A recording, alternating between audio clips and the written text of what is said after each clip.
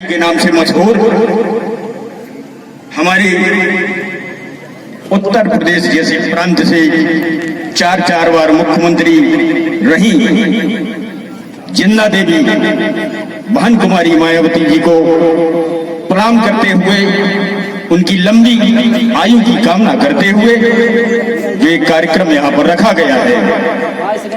सभी इस कार्यक्रम में शरीक हुए सभी बहुत बड़े आभारी हैं हम आप, धन्यवाद के हम आप खुद पात्र हैं कि बहन जी के जन्म दिवस कार्यक्रम में हम यहाँ पर उपस्थित हैं। उन्हें जिन्ना देवी भी कहा जाता है। तो कार्यक्रम की शुरुआत करते हुए मैं अपनी वाणी से सबसे पहले प्रणाम करता हूँ भारतीय संविधान के रचयिता हमारे संपूर्ण भारत के भाग्य विधाता भारतीय संविधान के रचयिता इस भारत देश में अस्पृश्यता, छुआछूत, गैर बराबरी को बराबरी का दर्जा दिलाने वाले हमारे पूज्यनीय बाबा साहब डॉक्टर भीमराव अम्बेडकर जी, बहुजन समाज पार्टी के इस कारवा को जीवन की मिसाल में कायम करने वाले हमारे मन बहुजन समाज पार्टी के सभी मिशनरी जो देश में हमारे काम कर रहे हैं सभी को प्रणाम करता हुआ और इस कार्यक्रम के बारे में खासकर बहन जी के बारे में बोलने के लिए मुझे आदेश हुआ है। बहन जी की जीवन परिचय के बारे में बोलने के लिए हमारी इतनी योग्यता नहीं है, लेकिन ये कहना पड़ेगा कि बाबा साहब का ये मिशन भारतीय संविधान के रचना के बाद जब ये संविधान इस देश को मिला, जब ये संविधान भारत देश में आया, हमको अधिकार और हक लड़ाई लड़ने का जो हमारे पास पावर आया वह बाबा साहब के बाद मानवर कांसीराम साहब की देन है। और कांसीराम साहब के बाद मानवर साहब के इस कारवा को आगे बढ़ाते हुए हमारी बहन कुमारी मायावती जी ने हमें वो अधिकार दिए जिनके कारण हम आप यहाँ पर खड़े हुए हैं। मैं बताना चाहता हूँ बहन जी का जन्म हमारे इस कौम के लिए, इस समाज के लिए और इस देश के लिए ही नहीं, देश की राजनीति के लिए वरदान है। जिनकी ताकत इतनी है कि हम उनका नाम ले लेते हैं तो कहते हैं ना कि भूत पिशाच निकट नहीं आवे। ये बहन जी के बारे में कहा जाए तो सबसे बड़ा सत्य होगा। बहन जी का जब जन्म हुआ तब से लेकर के उन्होंने संघर्ष का जो कारवा आगे बढ़ाया, उन्होंने जो लड़ना सिखाया, उन्होंने हमें शक्ति प्रदान किया। बाबा साहब के संविधान को उत्तर प्रदेश जैसे बहुत बड़े राज्य में बहुत प्राचीन कालीन जो हमारे इतिहास में दबे हुए आलेख थे, शिलालेख थे, उनको जीवंत मिसाल दिया बहन कुमारी मायावती जी ने अपने शासन काल में। उन्होंने अपने शासन काल में ऐसी ऐसी व्यवस्थाएं दिया, टेक्निकल कॉलेज खुलवाए गरीबों के लिए। मानवर साहब कांसीराम साहब के नाम पर उन्होंने आवास योजनाएं लागू करवाया। ऐसे मध्य प्रदेश जैसे नहीं कि यहाँ पर जो है भ्रष्टाचार में यहाँ का जनपद सीओ पैसा खा जाए, कलेक्टर कैसे पैसा खा जाए, एसडीएम से शिकायत करो तो सुने ना। ये बहन जी के शासन काल में ऐसा नहीं था। बहन जी का शासन जब जब आया है उत्तर प्रदेश में, तो भले वो शासन में ना हो, ये मिसाल है कि बहन जी के शासन काल में ये रूल्स था, ये नियम था कि वहां पर सीमांकन करने के लिए छोटा सा पटवारी, तहसीलदार और एसडीएम खेतों में किसानों के पास जाता था। हमारे एक वरिष्ठ बहुत ही सीनियर हमारे थे जो हमारे यहाँ कार्यक्रम में इसी मंच में एक बार आए हुए थे, वो उत्तर प्रदेश से विधायक थे। बताते हैं कि एक बार वहां पर बहन जी की जब मीटिंग होना था बहन जी की मीटिंग में कलेक्टर को जाना था,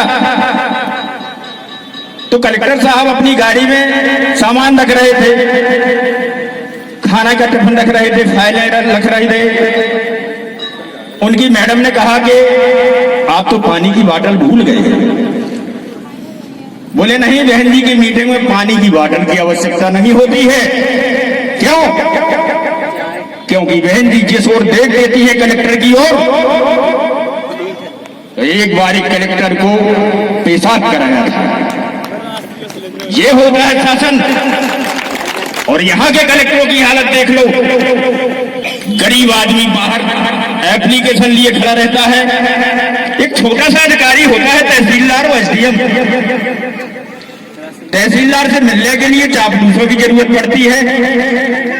15 साल से हमारे मध्य प्रदेश में माननीय शिवराज सिंह जी मुख्यमंत्री हैं। ये जहां पर हम आप बैठे हुए हैं, यहाँ पर जो है 20-20 साल से विधायक हैं, सत्ताधारी विधायक हैं, सांसद जी हैं। अभी चले जाओ एसडीएम के पास, तहसीलदार के पास, आपको पहले दलालों से अपॉइंटमेंट लेना पड़ेगा, मिलना पड़ेगा। वो जब चाहेगा तो एसडीएम तहसीलदार से मिलने का जो है टाइम मुकर्रर करेगा। ये हमारे मध्य प्रदेश के मामा की व्यवस्था है।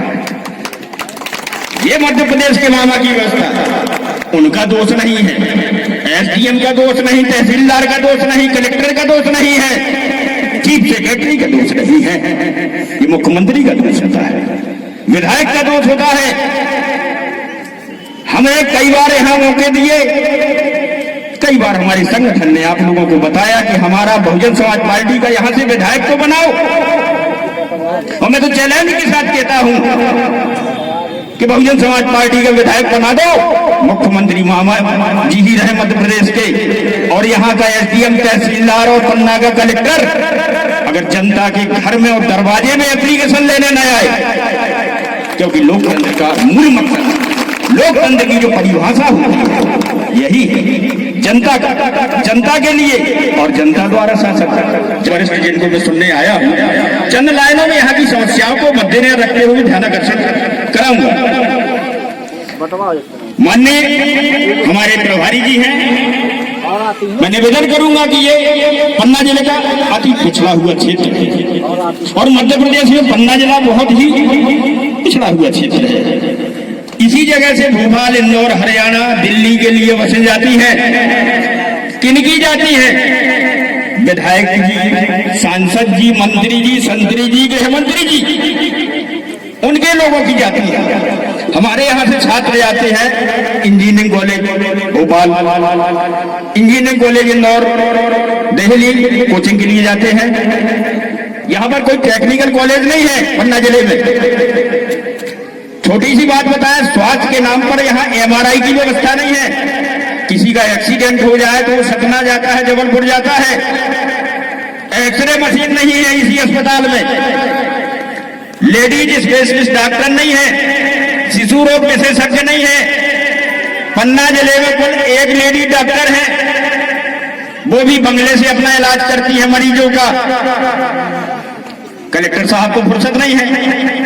लंच मीटिंग चीफ सेक्रेटरी की ऑनलाइन मीटिंग तो जनता काहे के लिए? आप लोगों को तय करना है। और मैं तो कहता हूं ये बहुजन समाज पार्टी के हमारे साथी तो फिर तय कर चुके हैं कि इस बार विधायक बहुजन समाज पार्टी का इस गुनौर विधानसभा से ही बनाएंगे।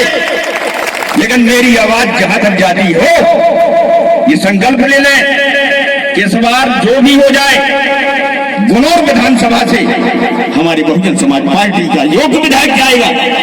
कहां जाएगा? सदन में जाएगा। ये शब्द नहीं बोलना चाहिए, जाएगा। जाएंगे नहीं कहेंगे, क्यों? हमारा जनता का सेवक है, चौकीदार नहीं है। चौकीदार तो अडानी और अंबानी की हुआ करते हैं, कोई मतलब नहीं। देश आज संकट में है। चंद लाइनों में कहूंगा कि अगर बहुजन समाज पार्टी का यहाँ से हमारे माननीय विधायक बनते हैं, आप लोग सहयोग करते हैं, नगर परिषद का चुनाव आएगा, बहुजन समाज पार्टी जिसको सिंबल देगी, बहुजन समाज पार्टी का यहाँ पर नगर अध्यक्ष बनेगा। यहाँ पर ward member Bahujan Samaj party के सिंबल से और हाथी से बनेगा, तो यहाँ पर भ्रष्टाचार जीरो करेंसी रहेगा, किसी प्रकार का भ्रष्टाचार नहीं होगा। गुनौर के दोनों ओर लिख दिया जाएगा, भ्रष्ट अधिकारी यहाँ से स्थानांतरण करा लें, वरना यहाँ से चले जाए। जो कि हम स्थानांतरण नहीं कराएंगे, उनसे काम लेंगे। ये बहुजन समाज पार्टी का संकल्प है, हम संकल्पित रहेंगे। ये बहुजन समाज पार्टी का मिशन है। धन्यवाद साथियों। जय भीम, जय भारत, जय बहुजन समाज।